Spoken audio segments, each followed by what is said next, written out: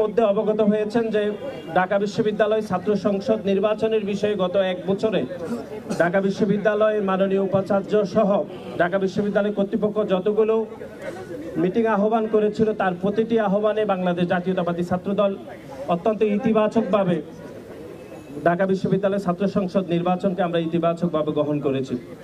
আমরা এখনো দায়িত্বহীনভাবে যেটি বলতে চাই যে 2024 সালের জুলাই এবং আগস্টে যে খুনি সংগঠন, যে সংগঠন ইতিমধ্যে সন্ত্রাসবিরোধী আইনে নিষিদ্ধ হয়েছে, সেই সন্ত্রাসীরা এখনো ঢাকা বিশ্ববিদ্যালয়ের বিভিন্ন হলে তারা অবস্থান করছে।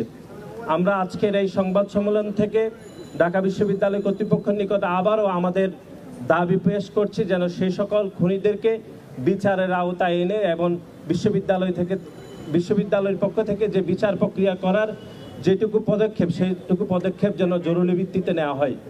এবং একই সাথে আপনারা জানেন যে ঢাকা বিশ্ববিদ্যালয়ে আগস্টের 4 তারিখেও খুনি হাসিনার পক্ষে পেশিবাদের শিক্ষকরা মিছিল মিটিং করেছে, তাদের একজনকেও ঢাকা বিশ্ববিদ্যালয় এখনো বিচার প্রক্রিয়া আনতে পারেনি, এটি দুঃখজনকভাবে। আমরা সেই সকল দোষর শিক্ষকদেরকেও বিচার দাবি করছি।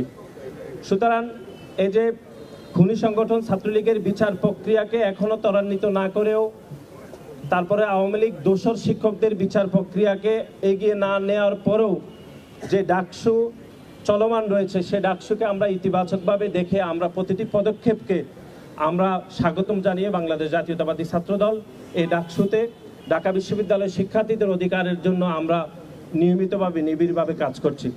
আজকের এই সংবাদ সম্মেলনে একটু পরেই বাংলাদেশ জাতীয়তাবাদী ছাত্রদলের সভাপতি জনাব রাকিবুল ইসলাম রাকিব 2025 সালের যে ডাকসু ঢাকা বিশ্ববিদ্যালয় কেন্দ্রীয় ছাত্র সংসদ যে প্যানেল আমাদের পক্ষ থেকে যে ঘোষণা করা হবে সেটি লিখিতভাবে পাঠ করবেন। আমি লিখিত বক্তব্য পাঠ করার জন্য বিনীত অনুরোধ করছি বাংলাদেশ জাতীয়তাবাদী ছাত্রদল কেন্দ্রীয় সংসদের বিপ্লবী সভাপতি জনাব রাকিবুল ইসলাম রাকিবকে।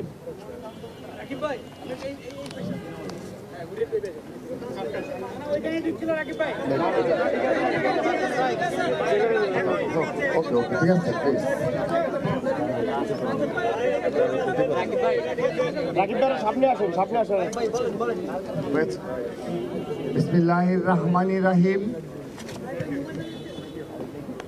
প্রথমেই শিক্ষা ঐক্য প্রগতির জান্ডাভাই সংগঠন বাংলাদেশ জাতীয়তাবাদী ছাত্রদলের পক্ষ থেকে আজকের এই সংবাদ সম্মেলনে প্রিয় সাংবাদিক বৃন্দ আপনারা উপস্থিত হওয়ার জন্য অনেক ধন্যবাদ ও কৃতজ্ঞতা জানাচ্ছি।